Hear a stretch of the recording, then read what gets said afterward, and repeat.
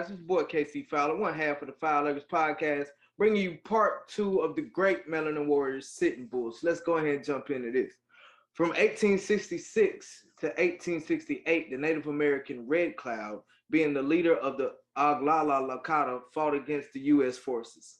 He attacked their forts in an effort to keep control of the Powder River country of Montana. Sitting Bull supported him and led several war parties against Fort Berthold, Fort Stevenson, and Fort Buford.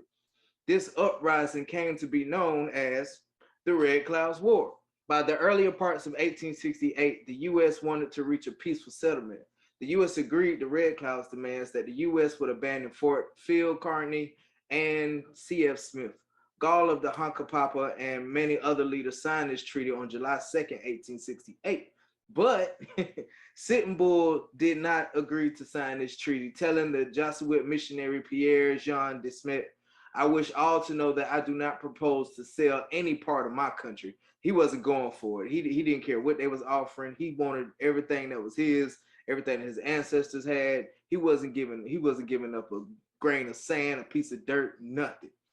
So after Sitting Bull continued hit and run tactics on forts throughout the late 1860s and early 1870s. These events caused a great debate into the life of Sitting Bull. When one historian stated that Sitting Bull, he became the sole leader of the Sioux Nation, but others stated it wasn't the case because in the Lakota, they had bands of elders who made decisions for each of the different villages to include whether to go to war or not.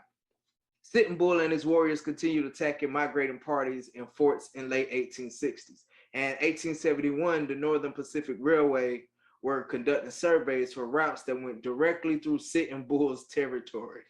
So, of course, the Lakota continued to resist, even beating back the army they tried to bring in with them to, guard them and keep them safe while they're doing these surveys.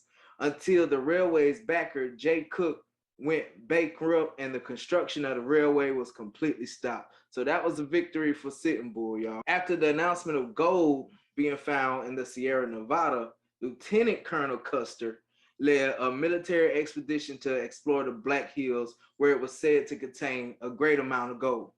So he located this gold and made an announcement that there was gold in the Black Hills. This led to even more tension between the Lakota and the migrants of the U.S.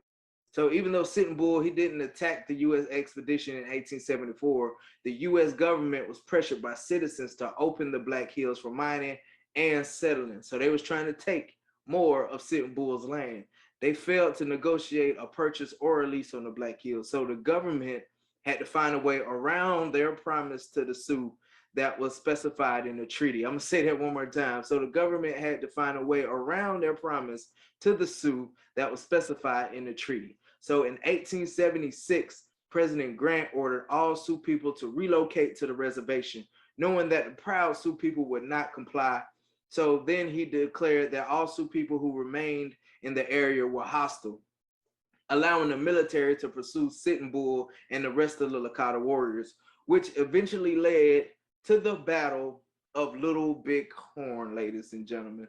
So that's part two of the story of the Melanin Warriors Sitting Bull. Despite his allies giving in and agreeing to peace, he continued to fight for his land and his people. The Black Hills situation is just one small piece of the injustice toward our Native American brothers. His resistance led him to be one of the most high-value targets at this time by the U.S. government.